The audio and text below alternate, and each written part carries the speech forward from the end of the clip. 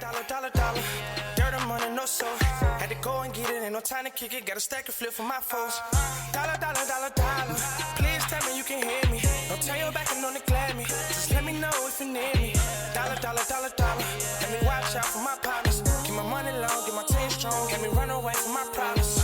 Yep, what's good, original crew, man? We're back. Just like that, man. We got a new Rotten Mango. Thousands of Koreans forced to play children's games not to be killed. Supposedly real life Squid Game. I know right now I'm on. I am currently watching Squid Game season 2. Not. We started on it together. No. You got to episode 2 and stopped, and that was what, last month. I can catch up quick. Actually, I'm on episode 3. Okay, little lady. What? Stop! I was like, why is my chair not turning? Episode 3. I'm on episode 3, little lady. You still behind. You still won't start it. So who follows that? Not I. Said the cat. But with that being said, before we get into it, make sure you check out the links in the description box. Down below. You already know where to go. If you want first support, you got to do it. Check out down below. Also, if you enjoyed today's visuals, like it in with a thumbs up. But hey, man, let's hop into it. Let's check it out. Let's see what this story is about. You ready? I'm ready. Let's get it. Bada bing, bada boo. The locks come off these big, heavy doors. Interestingly enough, the locks are on the outside. Hundreds of these doors, they open in unison. They open at the same time. And thousands, 1,000, 2,000, it feels more like 4,000 people. They walk out of these different doors that have now just been unlocked. They're walking out into the sun, and a lot of them are squinting because they've been inside all night long. They've been trapped, essentially padlocked from the outside. And now they're walking into what feels like a massive atrium. They're staring up at the sky. They're doing circles. They're doing like a 360 turn. And all you see around you are these buildings. And then beyond those buildings, woods. It's so strange. It feels like its own secret country in the middle of the woods. There's 60-something buildings. They're all this brutalist style cement blocks. Very unwelcoming. The scale of this place is massive. How do you even build infrastructure like this in the middle of the woods? It's dense woods. Dozens of buildings just circling the center field where they're all standing. And there's also these walls. There are some walls that are built to keep people out, and there are some walls built to keep people in. This is one of those walls. Because how do you climb 30 feet up with no grip, no help? Beyond that, beyond the wall centering this field, there's a fence, just as tall, potentially taller. And even if you get beyond that, what do? You don't even know where you are. You're in the middle of nowhere. Which way do you run? What if you run deeper into the woods? Or you run straight off a cliff? Or you run until you circle back to whatever this place is? Regardless, it would be impossible to get past all the guards. The guards are holding these wooden bats, and they're shuffling all these people to the center of this field. Every single one of the 3,500 something people are wearing identical tracksuits. Blue tracksuits. Think of like the Adidas jumpsuits. Their heads are shaved, but it's clear whoever shaved their heads did not care. They did not pay attention. There's scars all over their scalp. And behind these people, the rooms that they just came out of is even more bizarre.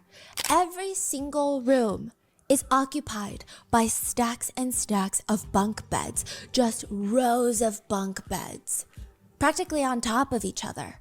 One of the people in the blue tracksuits blinks. What the hell is this place? A lot of the people gathered are minors. Some are young as 4 years old, but there seems to be no consistent pattern to even the people that are there. There are children, there's teenagers, adults, elderly people. Everybody is wearing the appropriate sized blue tracksuit without distinction. How do you even get a 4-year-old sized tracksuit? And pinned to each tracksuit are numbers. That's what they're known by here. Nobody goes by names, they just go by numbers. Most of the people in the tracksuits, they look scared. Some of them remember the first words the guards said when they were brought here. This is a quote. "From today, you will abandon your rotten mentality and be born as a new human." And then there's a scream. Hey, get down from there. Everybody's whipping around trying to see what the guards are yelling about until they see it. Over there is a man in a blue tracksuit climbing up one of the buildings onto the roof, and he leaps from the roof and lands straight on his head on the ground. One person who was standing right there says, honestly, I didn't know the sound of someone's head exploding could make such a loud splitting sound. I saw his skull explode open. A guard member just walks over and sweeps up the brains and bones as if nothing has happened. And everything goes back to normal. Nobody screams, nobody cries, nobody reacts, because it's gonna be them next. All of this sounds pretty familiar, no? One could sensibly say that it does sound like the plot of one of the most famous series on Netflix, the Squid Games. But it's not. This is the real life case of the brothers' home in South Korea. The true story behind Squid Games.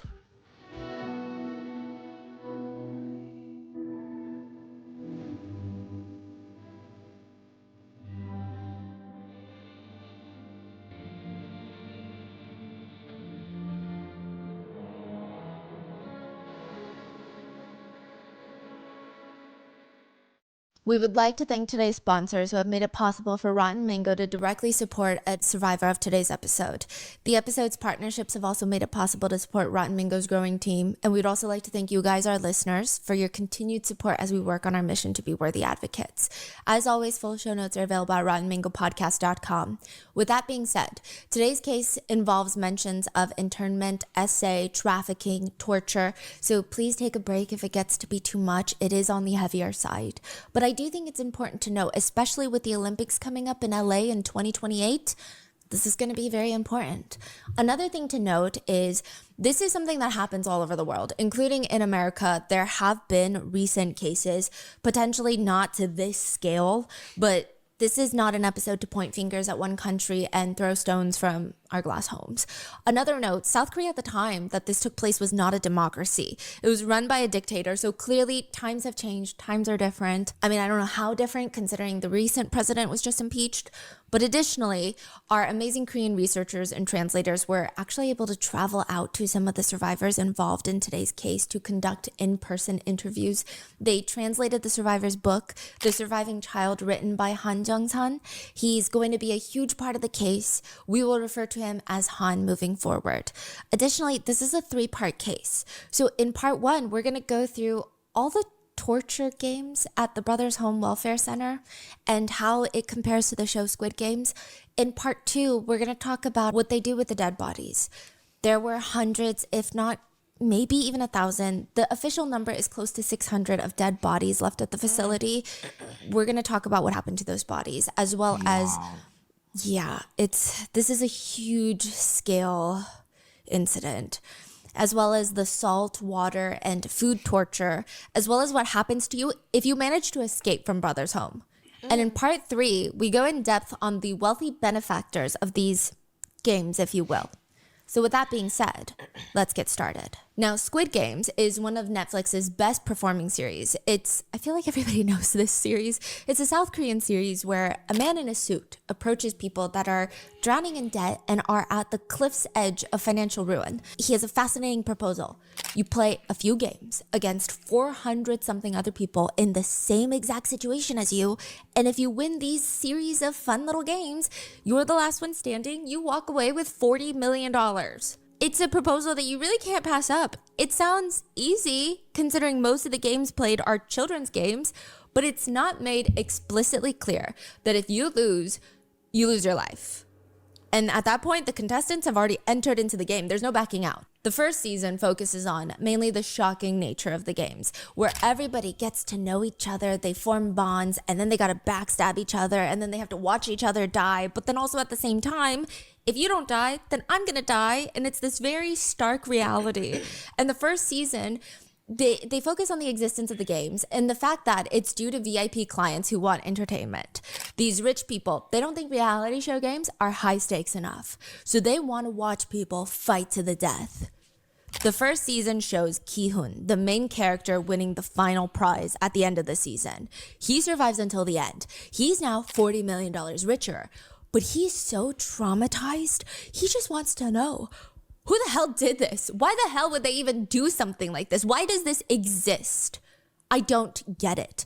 And I want to put an end to it. The money is not worth the trauma and the anger that he feels. And if it happens, let's say once every year, you're talking about hundreds of people are going to die every single year for what? Squid Game Season 2 is more focused on Ki-hoon's revenge. But it really starts with a piece of bread. Episode 1 in Season 2 is even titled Bread and Lottery. Just a spoiler alert, I'm not going to tell you guys who wins or who dies in each games, which is the main premise of season 2, but there are going to be mentions of certain descriptions of kind of what happens, but it's not the main plot. So just be warned. The man in the suit, this is the main recruiter for Squid Games. He walks around the park to find people without homes that are sleeping on benches. He leans down smiling at them. He's in like the cleanest suit. Hello. You seem to be struggling. You live a life with no future. I've prepared a small gift for you today. They all get up. A gift? What is a gift? The man in the suit pushes out both of his hands. In his right hand is a piece of bread. It looks good. Food. And then in the left hand, a lottery ticket. The first man smiles. He gets up and he reaches for... No. You can only have one gift. Bread or lottery. You may only choose one. The first man chooses the lottery ticket. The man in the suit even offers him a coin to use to scratch it off to see if you won. He did not win. Oof, seems like you lost. My coin back, please. The man gives back the coin and the suit man moves on to do it again to the next person. He's got 2 bags full of bread from the bakery. He does not give anyone who loses the lottery a piece of bread. Did anyone choose bread? One person. Most people chose lottery. And you see most of them even almost hesitate. That did, like, because I watched that. That's the part I fell asleep. That was honey. I fell asleep as soon as it came on there. You said what? I said as soon as it came on, I fell asleep. Well, it's like towards the tail end of The first like not tail end, but like more middle piece. Like some other stuff happened, but yeah. hesitating to grab the bread. It's crazy. But ultimately, though. at the end, they choose the lottery ticket. Yeah. Interesting. Yeah. And then once he's through with all of them, he goes to the center of the park and he still has 2 full bags of bread and a much lower stack of lottery tickets. And he throws all the bread onto the ground.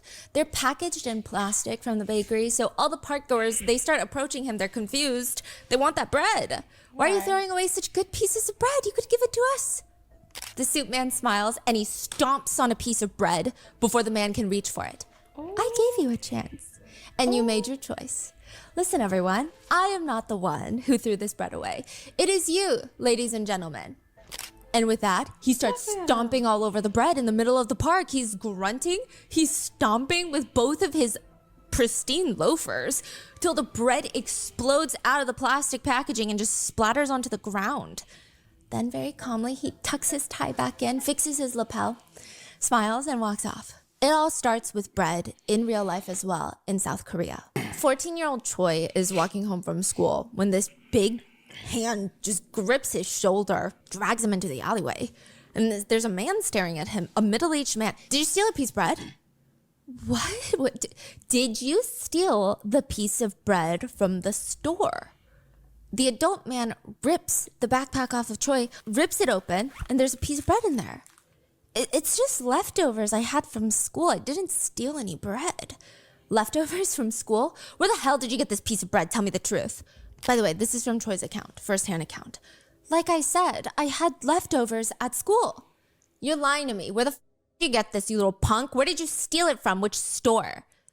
14-year-old Choi is too ashamed to tell him, sir, I'm poor, okay? I take home the bread from school so that I can eat it for dinner. But also, why do I need to explain that to this random man in the alleyway? Right. This back and forth goes on for what feels like forever, and this man just keeps smoking cigarettes. He's lighting the cigarette, blowing it in Choi's face, lighting another one. Where did you get the bread? Lighting it, blowing it. Where did you get the bread? Over and over and over again. Why is this man stopping him out of nowhere, screaming at him about a random piece of half-eaten bread? Things start blurring together, but Choi says he will never forget that moment where he is standing in front of this strange man, fully naked, and there's a cigarette in that man's mouth, and the man grabs his lighter, holds Choi's private parts, and starts holding the lighter underneath it. What? In the alleyway? Yes. He flicks it on. The flame almost makes contact. Tell me again, you stole the bread, didn't you? Please just let me go home, please. Tell me the truth then. I just want to go home. I didn't steal anything.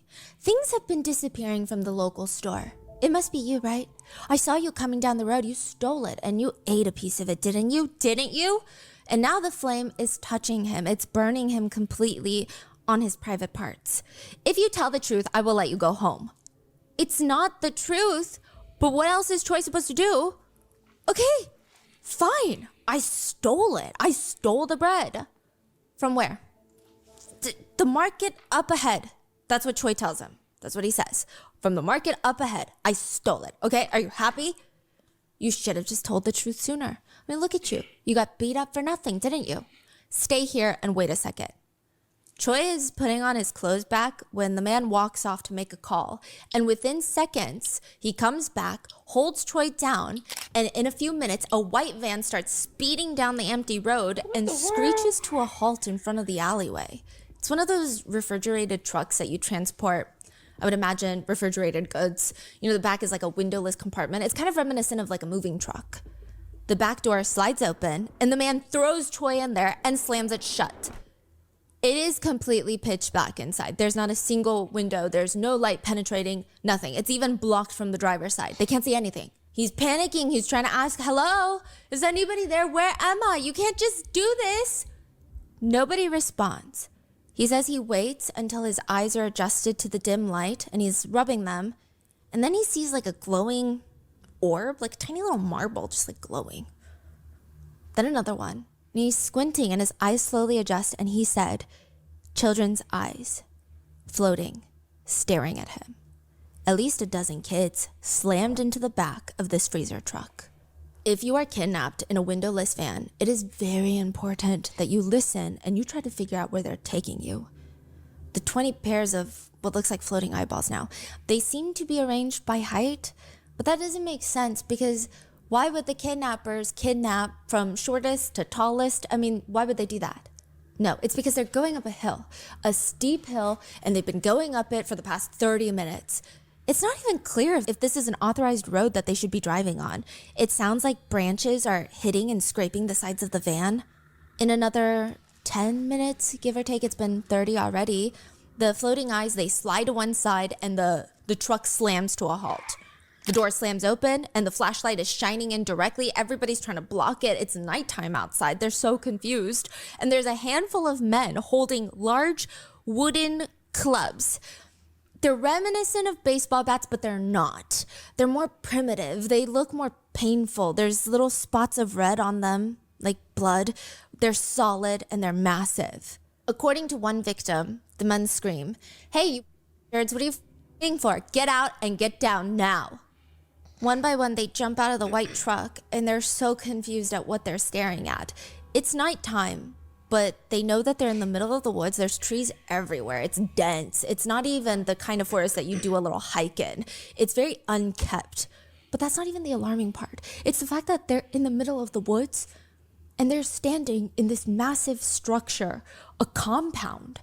I mean, there's rows and rows of cement buildings, all uniform, uninviting. It feels like some sort of camp with 60 or so buildings, and they're all tiered, kind of like a hole in the center, and all the buildings go up around it.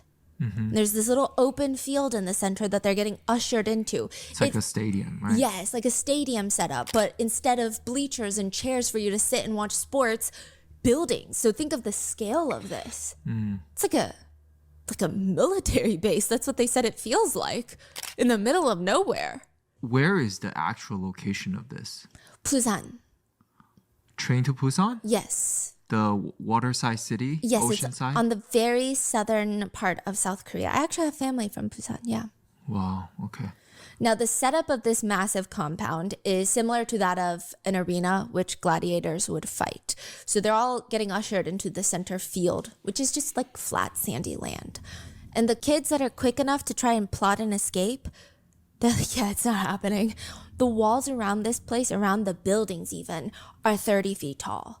There's no grip. There's nothing that you can hold on to climb 30 feet tall walls. And on top of that, there's guards with wooden sticks posted around the perimeter of this place. Wait, so there's like a circle wall on the very outside. So there's a circular flat field, and then around it are buildings that go up, about 60 different buildings, and they go up and up and up. And then around those buildings are another 30-foot wall. Wow. You're just trapped. It's really like the opening scene of Squid Games where they open the top and you're just stuck in the hole in the middle of the woods. Yeah. It feels like that.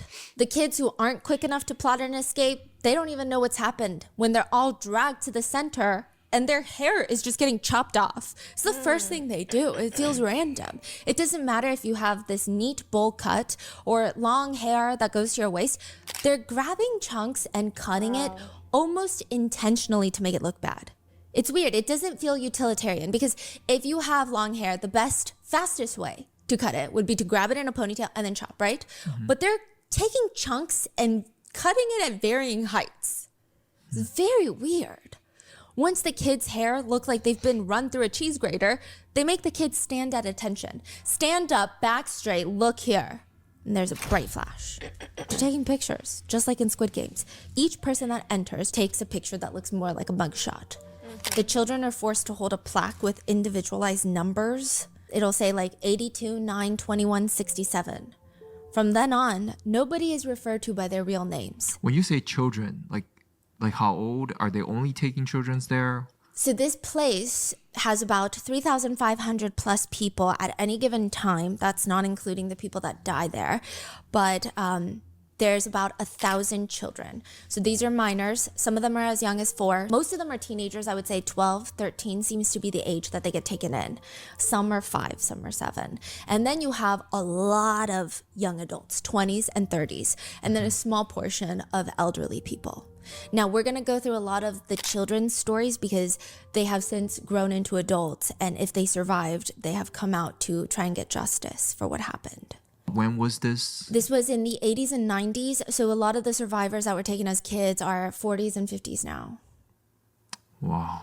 Okay. Everyone will be assigned a number, and that is what you will be referred to here on out. Not your name, your number, just like Squid Games.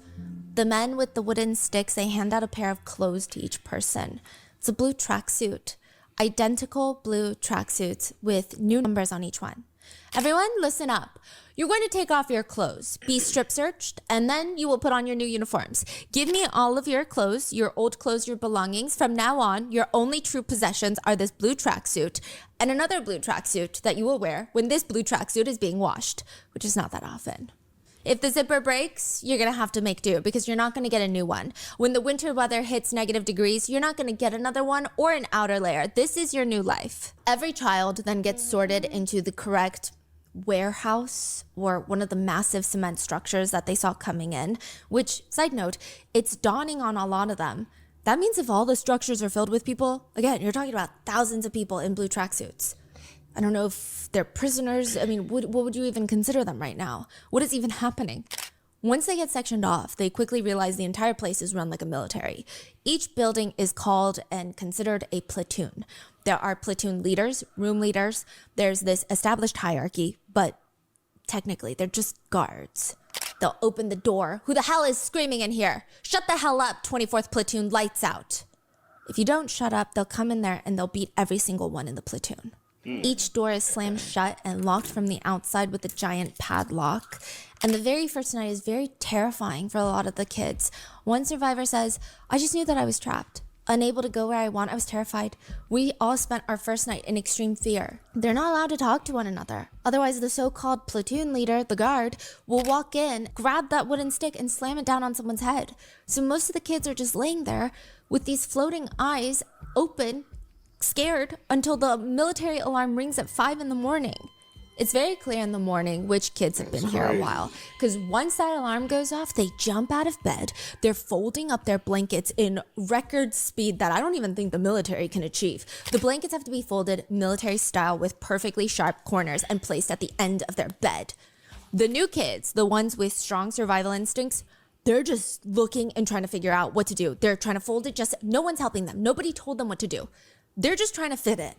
The other kids, they're crying and asking, what are we doing? Why is there an alarm? Hello? Why won't anyone talk to me? Why can't I go home? Hello? They get beat. Once a head count is done in the room, all the kids are ushered into the big field, the courtyard in the center of all the buildings, and another head count is done. They're really making sure. It look like it's one thing. It does look like it's mainly boys. You know what I'm saying? Like, I don't see no, like, you know what I'm saying, young ladies or little girls. It looks like it's mainly young boys, teenage boys, and men. I like, my biggest thing is why? Like, what is the reason behind all this? Nobody escapes. Then, once your platoon is called, you have to march in sync to this one building called the washrooms. You got 7-year-olds that have never done this before. They don't know why they're here, where their parents are, and they have to march in sync, otherwise they get beat. In the washroom, you get 3 seconds of water. Your face wash, salt. Your toothpaste, salt. Your toothbrush, your finger. 3 seconds of wash time? 3 seconds of water. So you scrub the salt all over your skin and you use your index finger to rub your teeth and gums with salt. And then they will only turn on the water for 3 seconds per group. To wash your face, mouth, and everything Yes. in 3 seconds. But if one child falls behind, even if they were just brought in last night, they get dragged to the corner of the cold washroom and they're beaten with sticks. And nobody says anything. Nobody tries to stop the guards from beating the new kid because they don't know what's going on. They get beaten until they're in a fetal position on the cold washroom floor begging for mercy. And it's very clear why nobody stops them. Because if you look at anybody in a blue suit, all of them have pestering wounds everywhere. So it's very clear to them, hey, if I try to stop you from getting beat, nothing changes. The only thing that changes is that instead of you getting beat, we'll both get beat. That's it. That's the way of life in this compound. One survivor says, violence always comes first. Words are unnecessary, even if they say stand up straight. They don't mean stand up straight like a normal citizen. They want military level attention from a 5-year-old. How many of us would know how to do that? If we're even a little bit slow to react, they kick and hit us. Every day, the guards will ask the terrified tracksuit wearers something along the lines of, okay, now do you want to play a game? What? They have games at Brothers' home. They're forced to play? Yes. Squid Games. The premise of the show is everyone in the game will participate in 6 different games over 6 days. Those who win all 6 games will receive a handsome cash prize. Interestingly enough, like I said, all the games are childhood games. They're not particularly the most mentally or physically taxing, at least not on the surface, but sometimes it's luck, like the Targona game, where you have to cut out the figure in the hard candy. Or theoretically, you have some very simple games like red light, green light, where you have to run or walk towards this finish line when the doll in front of you is screaming green light, and then it turns around and says red light, and you better stop moving because you will get shot if you're still moving. If you lose your balance, if you trip, if you fall, you're gonna get shot. Or recently in season 2, they had this one game where the contestants get teamed up into groups of 5. They have to run across a track and play 5 separate mini games that have to be completed before going on to the next mini game. So it's mini game, you run, mini game, run, and you have to complete this whole track within 5 minutes. Now, the premise of this, though, the hard part, is that they're all tied together. The 5 people, your right leg is going to be tied to your partner's left leg, and your left leg to the other partner's right leg. And if one of you trips, you're all going to trip, and it's all about being physically connected, because if you trip, you lose so much time and you're going to die. The games in the Brothers' home are just as intense, and I would say just as high stakes, if not more so than Squid Games. Obviously, if you don't even factor in the fact that Squid Games is fictional. But the guards, they instruct the children and others at the compound, all 3,500 of them, create the Han River Bridge right now. Each 50 people are told to line up side by side. And then they have to turn. So now your face is facing the back of somebody's head. And someone's looking at the back of your head. Then you get down onto a push-up position. And then in unison, each person has to lift their legs and rest them on the shoulders and back of the person behind them. So your legs are being supported by the persons behind you, and then your hands are on the ground. Yeah. It's maybe 3 people, it's easy. I don't even know if it's easy with 3 people. Maybe 10, it's easy. but it's 50, a human centipede formed by 50 humans all leaning on top of each other. And the bridge has to be held for at least like half an hour, long enough for all the guards to take turns walking across the quote unquote Han River Bridge. What? Is that something that just the guard made up, or It's like a childhood game. But you don't do it with 50 people. You do it with a few people. And the stakes of the game are, if you fall, you all giggle. But if you fall here, you get beat and sometimes to the point of death. And this is something that created by the guards or by like the higher up for entertainment for the higher ups? It seems like the guards. For fun. Yes, for fun. The survivor Han, who authored the book, says, "We had to use all of our strength in our arms and waist to maintain balance so the team leaders, the guards, wouldn't fall. If they fell, everybody goes down. Onto the floor, they're just laying there, stomped on, beaten with wooden bats. I mean, none of these activities are real games. They're technically games because a lot of them are childhood games. But other than that, it's not a game. A game would imply there's a winner and a loser. In Squid Games, sure, it could be argued that most games don't have a clear winner, but at the very end, the winner walks away with tens of millions of dollars. The game's stakes at Brothers Home is if you win, you get out with maybe just a few wounds from that game. If you lose, you could lose your life.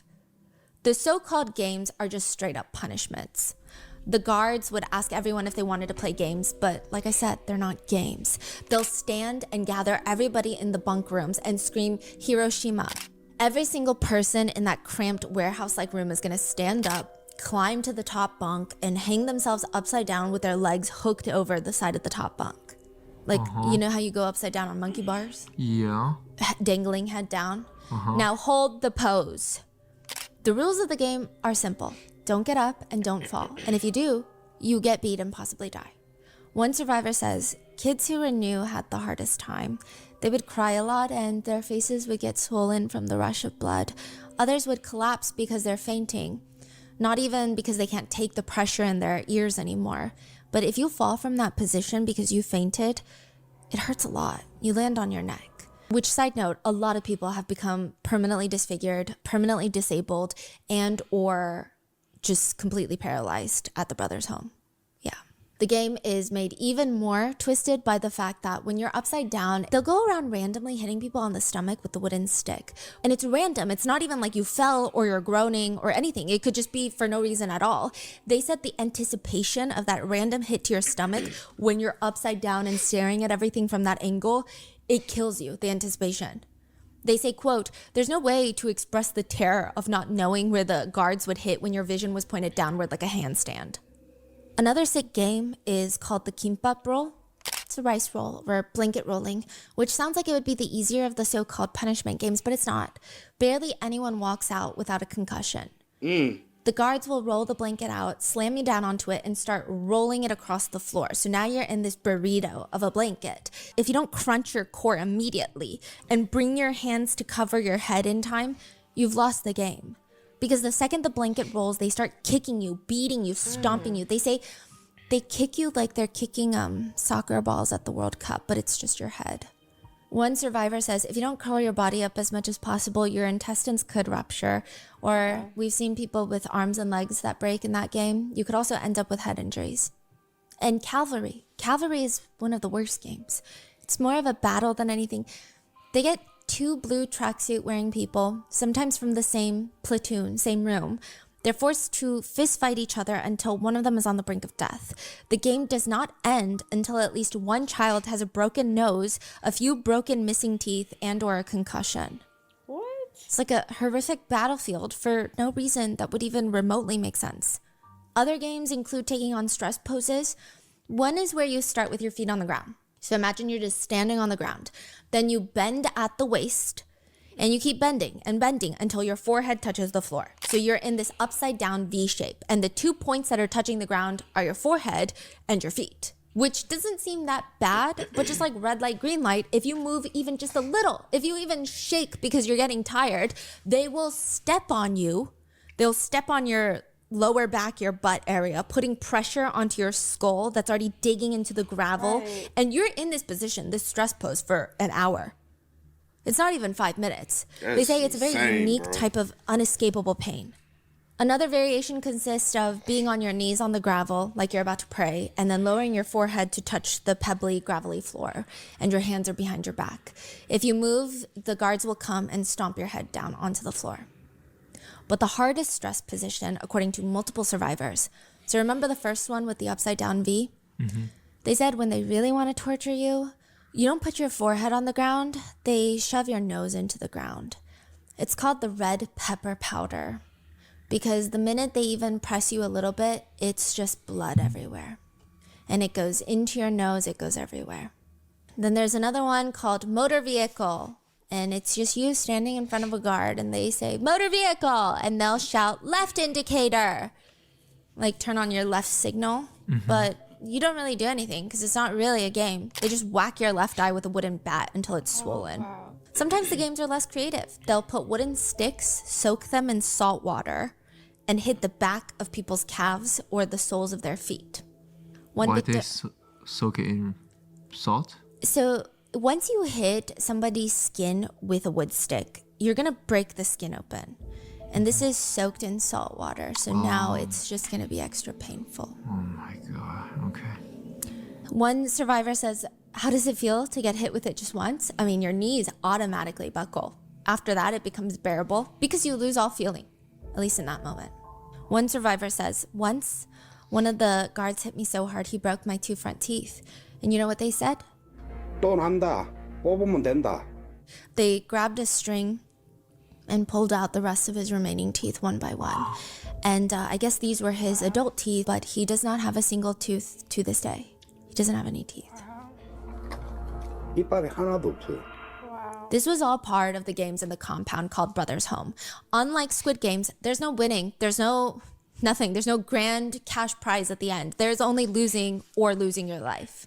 One survivor, Han, again, the one that authored the book that our researchers met up with, he said, there's one particular memory that haunts me. Someone in our group was having an epileptic seizure. The guards thought he was faking it and started beating him with a wooden bat. The boy regained consciousness and grabbed the guard's leg, begging him, please stop, please, I'm sorry, begging for forgiveness. But the guard was upset. He continued beating him and bang, beat his head with the bat. And then one last, quote, he kicked the boy's head like a soccer ball. The boy collapsed, his eyes rolled back into his head. And when they rolled back, they were unfocused and blood started oozing out of his skull. Wow. His body was dragged away and he was never seen again. That's what happens when you lose the game. One survivor says, I saw people being beaten to death. I saw someone frothing at the mouth. The fear that if I make a mistake, I could be beaten to death was intense. It was all consuming. And even if you survive the day, there is no guarantee that you survive the night. One survivor who was taken in when they were 10, by the way, they say, at night, there were a lot of things that were happening that shouldn't have even happened during war times. At night, when we were all sleeping, you could hear screams. Women screaming and being dragged away. Young boys being forcibly ripped from their bunk beds. The guards were essaying them at night. One victim states, it was so painful, I had to literally crawl back to my bunk. Another survivor, he was 15 when he was kidnapped. He says, I was subjected to all forms of brutal abuse and was essayed daily. Every night, I was essayed by the guards. This lasted for more than 4 years. Bro. That's how I grew up. I don't even know how I survived. Another victim, Choi, the one that was accused of stealing the bread, he said, one night, one of the guards stripped off all my clothes, washed me in cold water, ordered me to lie down in the bed, and I was so scared. That night, the guard essayed me so bad I was bleeding everywhere. It was excruciating. He was essayed almost nightly for the next 5 years by the guards, multiple guards at a time. 나는 너무 무서웠는데 그 소대장이 그렇게 성폭행을 하고 항문에 그 피가 날 정도로 너무너무 힘들었던 거죠. But that wasn't the worst part. He said the worst part was later, a few years in, he was in the cafeteria when he saw his brother.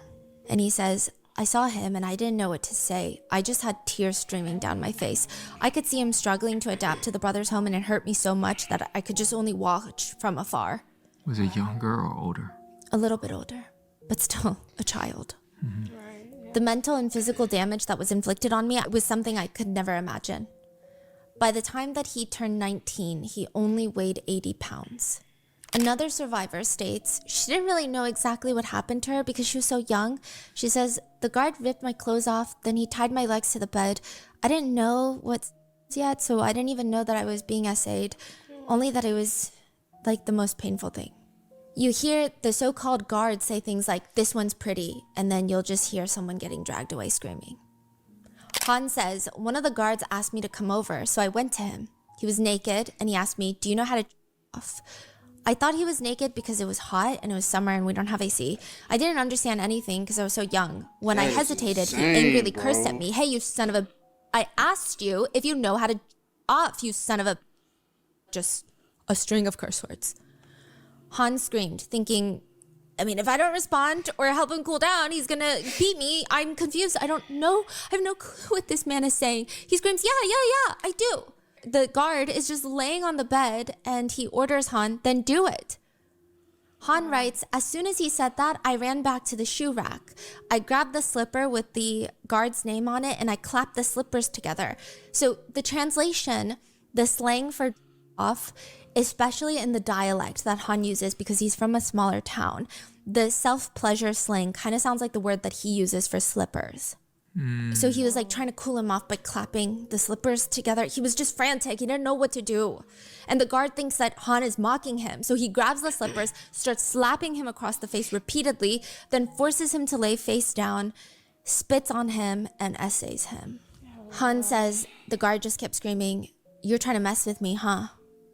And he starts violently beating him while violently essaying him. How old was Han then? He was probably 14. Han says the pain was so severe I couldn't even breathe, let alone speak. I could hear what the guard was saying and see how he was hitting me, but I couldn't defend myself at all, and I could barely breathe properly. The whole time it was happening, I only had one thought, that I would kill this somehow, no matter what. I mean, I had no choice though, but to grit my teeth and endure this. Sometimes they would commit the essays while other kids are there, just frozen, eyes clenched, because they don't want to be next.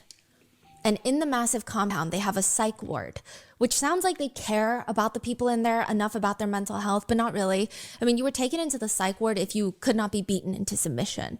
You would be drugged 24/7 and still beaten and abused in the psych ward.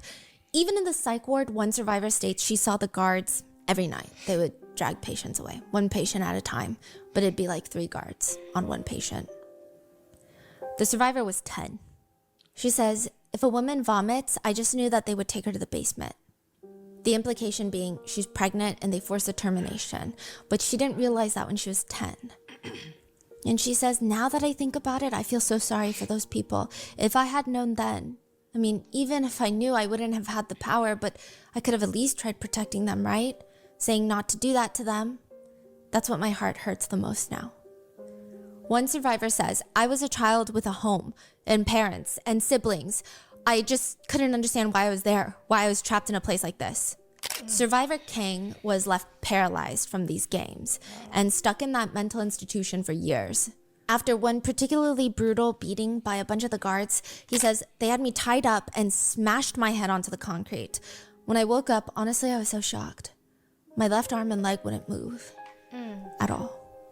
And to this day, they don't. He was labeled as crazy, thrown into the psych ward, where he was forced to take every pill that they wanted to give him. He says, quote, whenever I took those drugs for about 10 hours, I was in a complete daze. If I tried not to take it or try to spit it out, one person would squeeze my nose shut and the other person would pop the pill in my mouth and just pour water down my throat. They were forcing him to take the pills via waterboarding in a way. He says, I ended up becoming a real psychiatric patient. They drove him crazy. He says they treat humans like animals. If you don't listen to the guards, you're beat on the spot. I mean, if there was a hell, this place was it. Brother's home is a place that doesn't even begin to make sense. I mean, even their medical procedures don't make sense. If someone has a cut, an open cut, their solution, because they have a medical wing, a building, you go there and they rub salt on you. A disinfectant, they say. The survivor said the guards would just rub salt all over us, roughly, which made all the wounds so much worse. Right. One of the worst incidents a survivor witnessed was one man, well, other than death, was one man got caught on a wire in the field and his stomach had split open. His intestines were pooling out. Do you know what they did? This is the survivor asking us. They brought the salt. They rub salt into his open stomach. Oh, shit. The place feels like it exists merely to torture thousands of people in tandem, but how and why? I mean, even though everyone is starving, living in the worst conditions, it still costs something to run a place like this. Right. I can't fathom being a... And I'm just thinking, I'm like, the entire time, because my mind blown, but who, like, why and who came up with this? Like, what was your reasoning for thinking that this is something that's like... Most of the time, money and power. That's sick. That's evil. And dude, like, is it like, I'm wondering, is it like Squid Games as far, because I know it's real. So do you have like these elite people somewhere watching from afar, or was it just this like, or like the owner? Yeah, something like that. Is he like paying attention, getting a thrill? You know what I'm saying? But also the guards getting a thrill out of it by right, like doing things to the these people, to these victims that are there. Yeah, the victims. Yeah. I was trying to find innocent the right people word. like that y'all have just like kidnapped. That's exactly what it is. And or I wonder, because like the one of them said like he ended up seeing his brother, right? Mm-hmm. And I wonder, like, could it possibly be that y'all parents possibly selling y'all to this? But what if, like, that's what I'm thinking. Like, that's what I thought about. I was like, you see your brother in there, in there. Is it a possibility because they are coming from poor backgrounds that their parents are, hey, you know what I'm saying? Similar to Squid Game, majority how they get into Squid Game is because there is so much debt. They are so poor, where they are taking a risk to get themselves out of poverty, but they're putting their lives on the line. In this situation, are some of the families so poor where they're basically selling their kids to get them out of for financial some type of money, some type of profit, to get them out of some type of that's a good financial question. issues. Like, could be like one of the cases where they are like just catching these kids off by, maybe by themselves and snatching them, or it could be that as well, a combination of both. Like, two things could be true at the same time. But yeah, it could be both. So I do wonder, like, and then for so many kids to be going, mm-hmm. That's too many kids that are going missing. Yeah. And being stored in areas and nobody's looking for them. It's too much. With the information that we know, yeah. It's just crazy, man. Facts. So someone must be funding it or something. For what reason? Nothing makes sense. What the hell is this place? All the survivors say we felt like animals in the compound. We were not treated like human beings. We could not behave like human beings. We couldn't do anything. Thinking in there is a luxury. Everyone only has one thought. I don't want to get beat. I don't want to die. And then one day a guard walks in. Attention! Look over here. Everyone stands at attention. They're looking. If one of you eats this, there will be no punishment games today. Everyone's squinting. What even is that?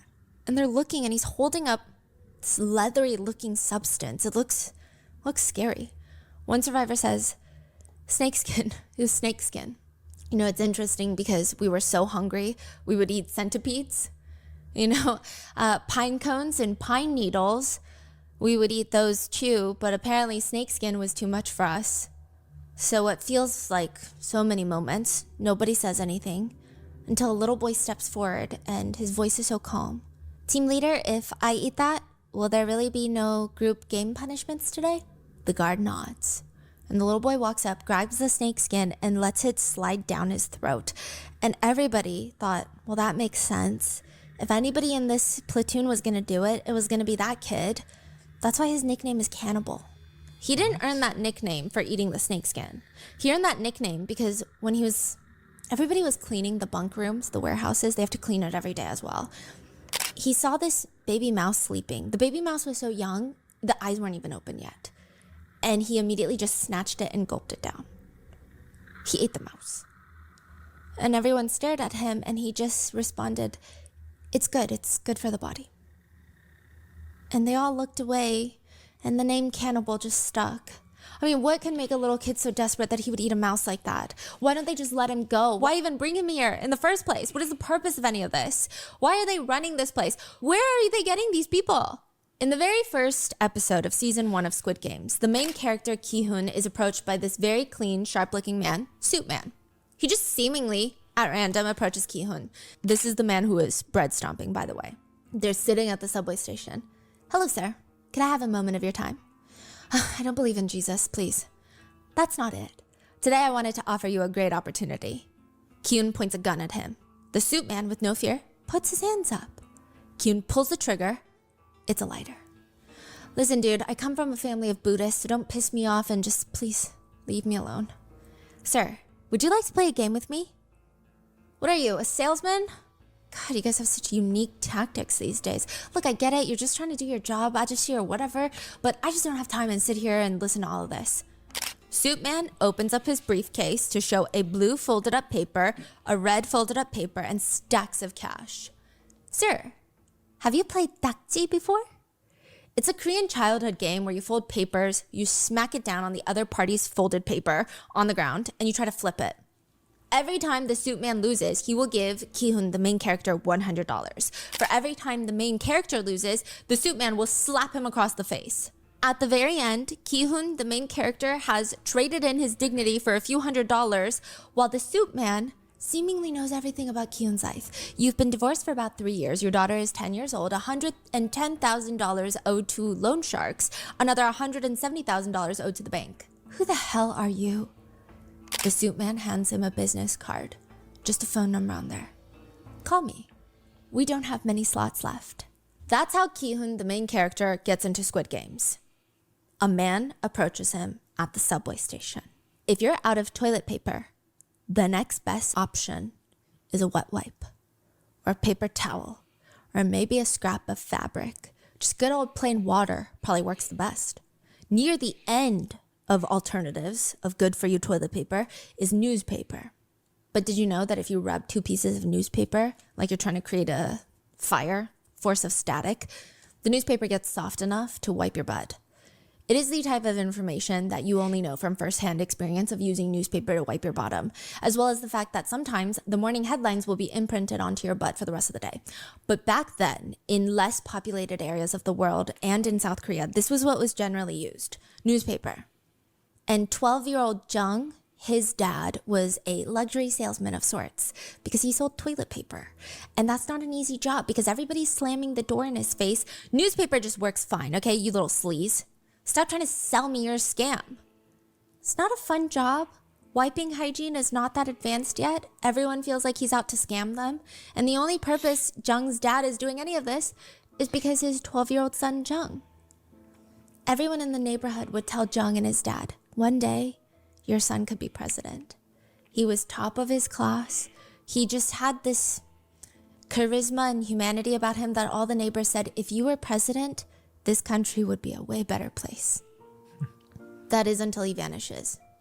He is one of the serial child disappearances in the city of Busan in South Korea. It seems like every week another child is going missing. Sometimes they're 5 years old, other times they're teenagers, other times they're full-blown adults. People are just disappearing. A few things are certain with each disappearance.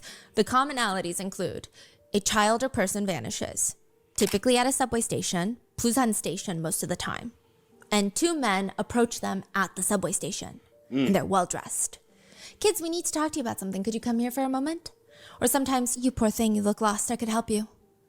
Then they vanish. So the first thing uncovered about the 2 well-dressed people, you know how in Squid Games it's the man wearing the suit that asks if you want to play a game? Mm-hmm. Well, in this case, in the real-life version, the 2 men approaching and talking to the kids that vanish are police officers. But why would police officers be kidnapping kids to bring them to a torture facility? Wow. Mm-hmm. The bids open every 4 years, technically. Every group sends in their proposal. If you let us be the ones to facilitate the games, we will spend billions of dollars. At least $10 billion. Some of us will even spend like $40 billion. 1 year, that number was like 45 calculated for inflation. Each group more or less competes to see who will have the honor of overseeing the games. Billions of dollars are spent to see people compete to see who wins, who comes out on top, while everybody else watches. Welcome to the Olympic Games, which Okay, side note, despite it being a financial hellscape for most host cities, there are still fighting bids to continue hosting. I mean, don't get me wrong, I love watching the Olympic Games. I look forward to the Olympics. I think it is a very clear representation of the physical and mental abilities of far superior human beings and a constant reminder of how winded I get after coming up 2 flights of stairs. I also really enjoy the fact that it's like the only time Americans come together. But it is almost a migraine and a half to host. The International Olympics Committee requires a minimum of 400,000 hotel rooms available for visiting spectators, and an Olympic village that is able to house 15,000 athletes, referees, and officials. If you don't have internal, external transportation facilities to bus people there, to get them on a train to go there, you got to build those. Let alone, you have to build the actual facilities that the Olympic Games will be hosted in. There is the argument that maybe it's because there's hard value. So hard value is direct profits from hosting the game. How much the games itself brings to that city and the tourism associated directly with the games. Then there's soft value, or like the trickling effect of global sentiment. Maybe your city was not on the map, but now everybody knows your city's name because you hosted one of the Olympics. And now everybody knows that you guys have train stations, so they're going to go visit you more often. Or like the Beijing Olympics, for example, it said that many residents, they had so many new train routes that were created that are still being heavily utilized today. But there are benefits, especially for actually US cities benefit a lot from the Olympics. So for example, 2028 Olympics will be hosted in LA. LA will likely financially be okay with hosting. I mean, I do see a lot of people in LA, we're still upset. But most of the major sporting arenas and the infrastructure is already in place. Yep. There are world-class stadiums and facilities all over LA. True. Their biggest expense will likely be fixing the public transit. And there's also another problem that they might have to deal with. The population of people that are unhoused in Los Angeles. Recently, in 2024, Paris hosted the Olympics, and there were news reports that Parisian officials were going around Paris and clearing out the encampments. They were bussing out unhoused populations with little to no support. They were sending them 250 miles away to a neighboring town to make sure that all the foreign tourists did not see the unsightly people. Which, I mean, obviously that's not what the Parisian authorities have claimed. In fact, they deny doing that. They say, actually, we were offering people free housing, which technically they were. People were bussed out of the city 250 miles away, given temporary housing. And the second that the Olympic Games were over, the temporary housing disappeared. And now they're left wandering 250 miles away, confused. But this has been the trend during the Olympics. One expert says hosting the Olympic Games is an inequality machine. Most cities find ways to, quote, dispose of their unhoused population. It's not just Paris. Atlanta, Moscow, LA in the 80s, they're all the same. One man without a home in LA was interviewed and said, before the Olympics, it wasn't bad. Now, they treat us like dirt. One LA police captain told a reporter as he was scattering unhoused people to less visible parts of town, we're trying to sanitize the area. A lot of cities are in it for economic growth, but maybe 40, 50 years ago, hosting the Olympics was more so for a symbol of pride. It's showing that your country is doing well. At least that's what it meant for South Korea. 1988, the Olympic Games will be hosted in Seoul, South Korea. To show you how big of a deal this is the first time, okay, that the Olympics are going to be hosted in South Korea since the country is founded. Foreigners are coming on a mass scale for the first time. It is the perfect opportunity for Korea to show the world what South Korea is. Now, side note, this is Korea in the 80s. It's not now. You know, back in the 80s, there were no cute aesthetic cafes and color theory appointments. South Korea was scoffed at by most countries. It's like a tiny little plot of land way far out in the east. How could they ever possibly dominate industries like tourism, electronics, music, and slowly even movies and shows? This is before all of that. South Korea needs to make a statement. There's widespread propaganda that they got to put their best foot forward. So one way that describes how important this is, think of it like this. There's two families, sworn enemies. They take a blood oath. They hate each other. It seems like this feud is never going to end. And all they do every day is send each other balloons, and they absolutely, without mercy, will fight each other if they need to. Everyone in the whole area practically knows that these two families hate each other. In the beginning, family A has a massive chip on their shoulder because family B has always been richer than them. They just always have more resources. So family A works really hard to show the world, you know what? I don't care about Family B. We're doing so much better than Family B, actually. Now we're going to have this once in a lifetime gathering where all of the people are going to come. Some are our friends, some are Family B's friends, some are people that are just watching in between. And we have to show them that we're okay and that we're doing better than Family B. Family A is South Korea and Family B is North Korea. So you're saying a lot of it is stemmed from, you know, North and South. Okay. Yeah. And they need to have this grand old party, host the Olympics. And I will say the way South Koreans unite during tough times is probably one of the more admirable things I've ever seen. I mean, I don't really see other countries coming together like that during times of grief. Recently with Jeju Airlines crash, but also with the impeachment of the president, the way citizens would order food for protesters. They don't even know. They would make orders at restaurants near protest sites. So they would post it online. You go in and you pick up free food. Wow. And then afterwards, the citizens that couldn't make it to the protest, they went out to clean up the debris. Because it's a bad look if you protest and you leave trash, then the police might try to make you not protest. So a lot of Koreans really want to make this happen for South Korea. And I will say, this could be a big rumor. But at the time, which this is no longer the case, South Korea is really safe. Well, most parts. South Korea had a big pickpocketing problem back then. Really big. And there's this rumor that all the pickpocketing was organized crime. They're run by gangs. Back then, there was a rumor that all the heads of the gang met up before the Olympics and agreed that they're not going to pickpocket any foreigners. And there was not a pickpocketing problem that Olympics, and it was really decreased that month. But one thing that citizens can't really help with is the environment beautification work. That's what it's called. Anything that doesn't look good for foreign guests, clean it all up, including the people. Clean up the unsightly humans. Just like what LA police captain said, they need to sanitize the streets. So who are these people? The government categorizes them as vagrants. That is an outdated term. It's actually pretty derogatory and might even be considered an official slur in a few years. But it is... I can't not use it in this specific legal setting. Not that this is a legal setting, but when it was used in a legal setting, if I replace the word, it would lose the full meaning. It's not just semantics, okay? So the word and definition for vagrant is, it's how people are being pulled off the streets. So the government wants all quote unquote vagrants off the street. The definition for vagrants is a person without a settled home or regular work who wanders from place to place, typically lives by begging. That's how they get their food and form of payment, which is already quite problematic to want a chunk of the human population hidden away so that you can host the Olympics. But now the government behind closed doors is asking, well, if we want to get rid of the vagrants and we want to arrest them and take them away, how do we do that? Like, how do you know if someone is a vagrant? I mean, the scale of coordination that would entail, because to be that definition, a few things have to be true. You know, you have to be without a settled home. You have to be wandering from place to place, and you have to live by begging. By definition, they can't just beg in one place. They cannot just not have a home. They have to do all of these things. They have to travel and beg. It's a combination, you know? But the government is like, how are we going to track that? We're just going to follow one person from town to town and then arrest them? That's not effective. Well, let's just change the definition. The new qualifications of vagrant include drinking in public. What if it's an outdoor patio of a restaurant? It's technically public, you know, but you're allowed to drink. What if it's like that? Or sometimes this isn't allowed, but some people will drink in the alleyways with their friends after the convenience store. No, vagrant. Also, if someone makes a scene at a bar, drunk, take them in, vagrant.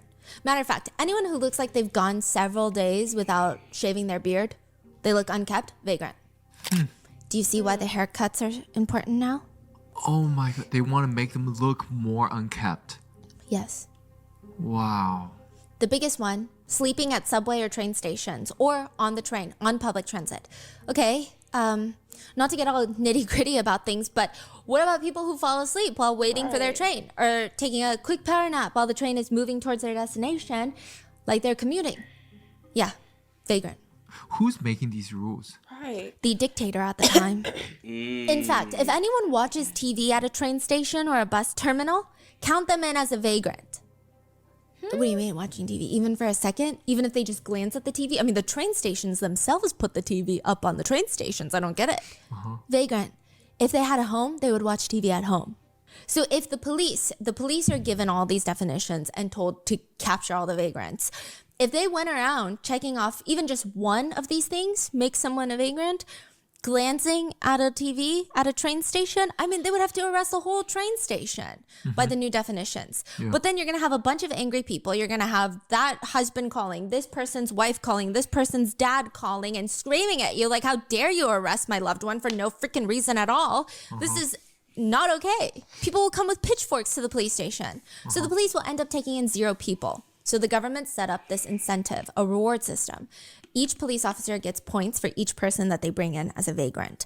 And now there's incentive to bring people in. But again, you can't just round everyone up in the crowd and bring them in because you want bonuses, okay? They need to bring in people that won't cause trouble. They can't accidentally bring in the pastor's wife or the mayor's daughter or the successful businessman's son. They have to bring in people that won't be missed, or even if they are missed, guess what? Their loved ones have no power. What are they going to do? Complain to the police about it? We are the police.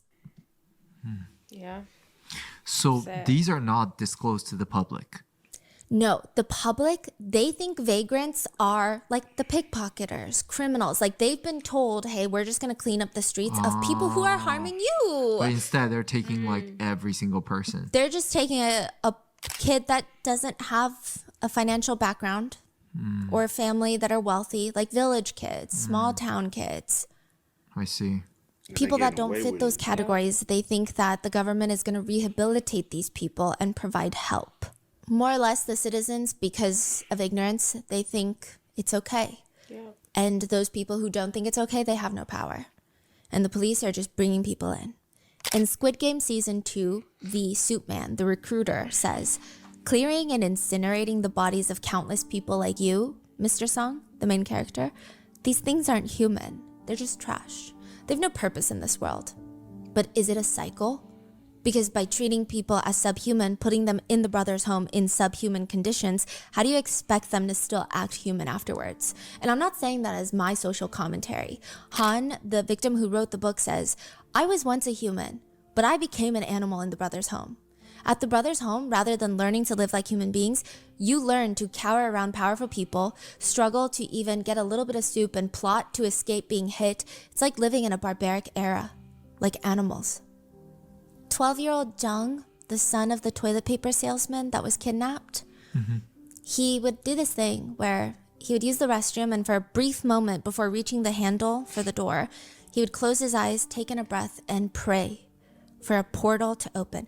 When I open this bathroom door, it's not going to be brother's home. It's going to open into my home, and my dad's going to be there, and he's going to be cooking something, and that's what's going to happen.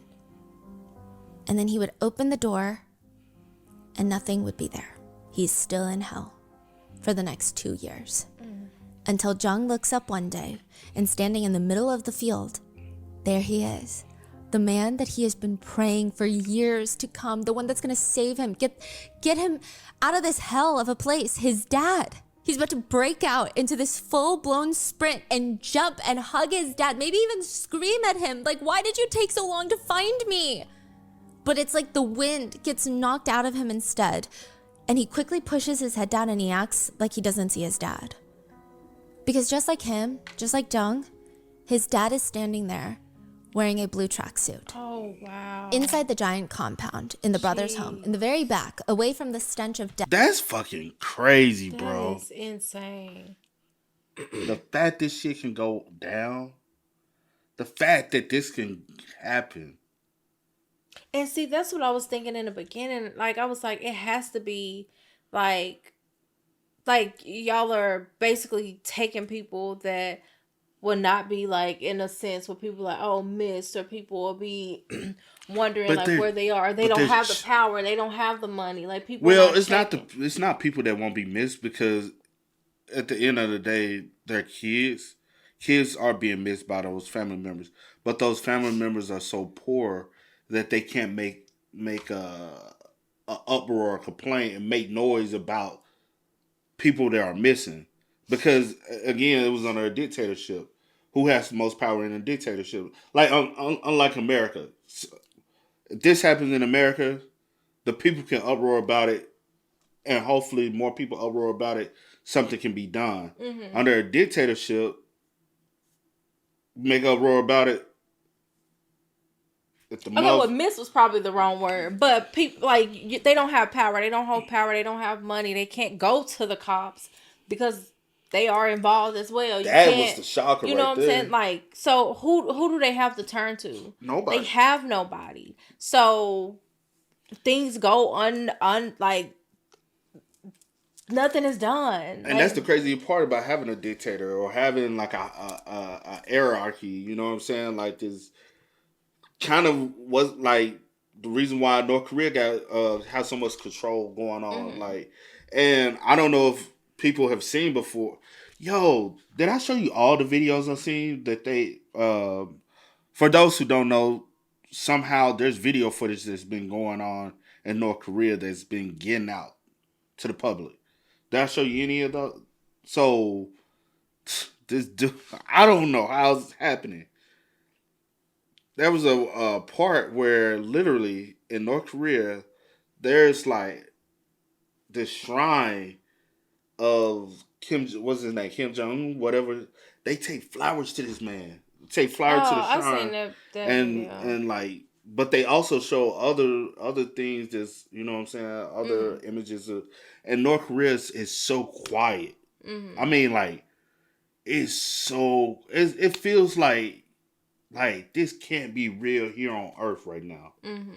A country that's moving so like, I'm like, how the hell are y'all? Like, then one video they showed that like social media, they have their own social media. It's only in like, even they have games that are similar to our games, but it's like North Korean based, and it's only for North Korea. Like everything is so like excluded from the outside like borders. You know what I'm saying? And it's so weird, bro. It is so weird. Like, people literally go buy flowers just to take it to the shrine to pray this man. Like it's like he's their god, and it's so weird. And nobody like dares to go against him because they're gonna die. So you think about that. Same thing with this. This in South Korea at the time of a dictatorship. He makes the rules. You have to live by and follow it. So that's the reason why people go missing. Nothing's done about it because you can't say nothing, or you might end up here. And it also it's really sad, like, to like, oh, okay, my child went missing, right? And I may say something to someone, nothing is being done, or I may not say anything to anyone because it's like, who do I say something to? Like, will they take it serious? Will they actually like make an effort to try to find my child? And then I go missing. I'm in this camp or whatever this is, and I see my daddy. I see my mom. I wonder. I see my sibling. Like, when a kid goes missing, do the parents even got an inkling like has there been like words or rumors going around the town? Like, this may be where they're at. This about this camp, and every time somebody goes missing, they like, they took them to the camp. So when my child comes up missing now, is it like hindsight? I'm like, damn, they got my child. And as crazy as it is, I'll be like trying to probably get there just so I can just see. You know what I'm saying? Like, it's crazy because you don't know what's going on. But that's the thing. You don't know what's taking place, right? Until you get there. But that's why I say, I wonder, do they even have like an understanding, an inkling, or a notion that this was happening. That this is even going down? Like, does people in town know about it? It's just sad to just know that this happened. Like, this was an actual real prominent thing that was going on. Of people. For years. Kids, adults, elder, like, people lost their lives because of what? The trauma that people are still going, like, some of these people are not even, what you said, this, like, going on in the 80s, these people 80s, are 90s. Still alive today. You know what I'm saying? Like, that wasn't that long ago, of course. We're in 2020. You know what I'm saying? Yeah. So it's just crazy that this was going on, and it's just like, huh? And y'all thought that was okay? I don't know. Literally, it was 4 or 5 year olds. Right? Just stripped away. Like, I don't know. Like, a 4 or 5 year old don't know anything about anything. It's like my niece. She's 5. And you expect for her to go here and be like, come on, be for real. And if not, beat. silly every day. And more. They don't teach you anything. It's come in, boom, fall in line. I expect for you to just know. It's not how it works. Like stripped away from everything as a child, your innocence, Your childhood, your everything. innocence, anything, like your learning capability. You can't even learn. There's no education. This was pure evil. Dead people. There's the director's office, the man who runs it, the man who makes money from the government by taking people in, the front man, if you will, the game maker. When you open the door to the office, you see, just like Squid Game, a giant vault. So in the show, the giant vault is this clear, see-through piggy bank that drops down from the ceiling, filling with tens of millions of dollars in cash. But at Brother's home, it's a giant bank vault, like the ones used in banks. It's large. One day it gets torched, and it's pried open by prosecutors who finally decide to investigate. They yank open the door, and they find $8 million sitting there, mostly in foreign currency. Welcome to the largest social welfare facility in South Korea. Where is all this money coming from? Because it's not just the government. Wait, $8 million back in the days, 8 million? Calculated for inflation. Okay. Where's this money coming from? Because it's not just coming from the government. Who the hell is running this place? This is part 1 of the real-life Squid Games. Part 2 and 3 will cover the adoption scams taking place inside the compound. Yeah, they have like an adoption ring where if the baby is young enough that they took in, they're like, okay, let's have a foreign person adopt this Korean baby. What happens to all the dead bodies? What happens to when entire family members are trapped in the same torture chamber together and sometimes pit against each other? Also, the process for revenge and retribution that the victims decide to get when they come together, that will all be covered in part 2 and 3. That is it for part 1. Stay safe. Let me know your thoughts in the comments, and I will see you in the next one.